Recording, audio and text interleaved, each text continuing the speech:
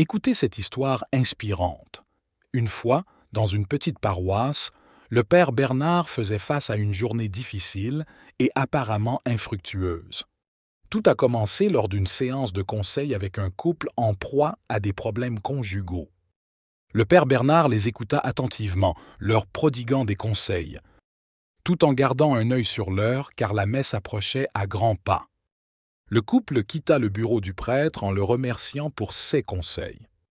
Alors que le père Bernard consultait sa montre, il fut soudain pris de panique. La messe commencerait dans seulement 15 minutes et l'église était vide. Les minutes semblaient s'étirer à l'infini, et il commença à perdre espoir. C'est alors qu'un passant, marchant dans la cour de l'église, attira son attention.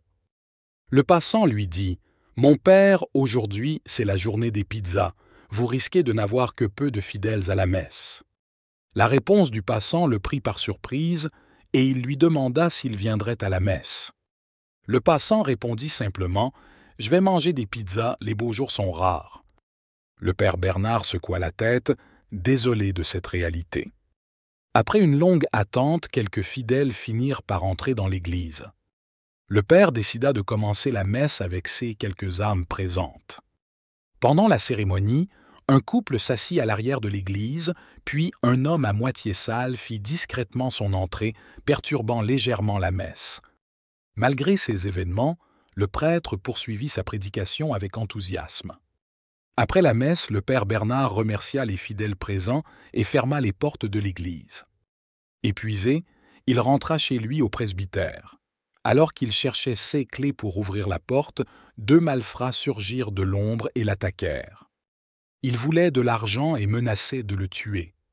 Le prêtre implora leur clémence, mais les malfrats étaient insensibles à sa détresse. Ils le traînèrent à l'intérieur du presbytère et pillèrent tout ce qui avait de la valeur. Une fois les malfaiteurs partis, le père Bernard se retrouva seul, plongé dans la douleur et les pleurs. Ce jour, qui avait débuté par l'échec de la messe, semblait maintenant être le pire de sa vie.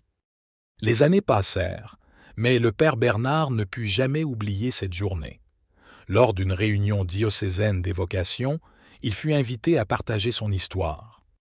Il commença en expliquant comment cette journée avait débuté dans l'échec, mais avait fini par être le catalyseur de grandes victoires. Alors qu'il achevait son récit, un couple se leva pour révéler qu'ils étaient les personnes assises au fond de l'église, prêtes à se séparer.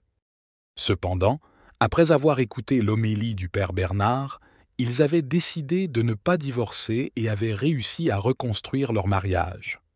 Un homme d'affaires de renom, un autre acteur clé de l'histoire, se leva pour raconter comment il avait pénétré dans l'église cette nuit-là, à bout de souffle, sale et avec une corde à la main.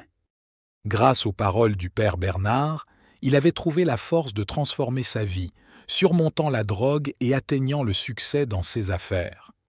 Finalement, un jeune séminariste confia qu'il était l'un des agresseurs de cette nuit-là. Après avoir lu la Bible trouvée dans la mallette du prêtre, il s'était senti appelé à servir dans l'Église. Le père Bernard écouta ces témoignages avec émotion. Il comprit que cette journée, qui avait commencé par ce qu'il avait perçu comme un échec, avait en réalité été féconde à bien des égards. Il réalisa que, en tant que prêtre, il était un instrument entre les mains de Dieu, capable d'apporter des bénédictions même dans les moments les plus sombres. Puis, avec un sourire bien mérité, le père Bernard remercia le père Ulrich, son confrère qui l'avait encouragé à continuer à exercer sa vocation avec dévouement et abnégation.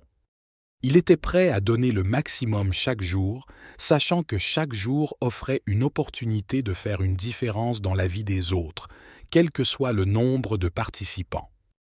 Ainsi, le père Bernard continua son travail avec fierté et détermination, conscient que, même dans les jours les plus difficiles, il pouvait être un instrument de bien dans la vie des autres. C'est une histoire qui nous rappelle que même dans les moments les plus sombres, il y a de l'espoir et de la possibilité de transformation. Le père Bernard, malgré une journée qui avait mal commencé, a fini par être un catalyseur de changement dans la vie de plusieurs personnes. C'est une leçon puissante sur la persévérance, la foi et la capacité de faire une différence, même lorsque les circonstances sont défavorables. N'oubliez pas de vous abonner et de partager cette histoire inspirante. Merci de nous avoir écoutés.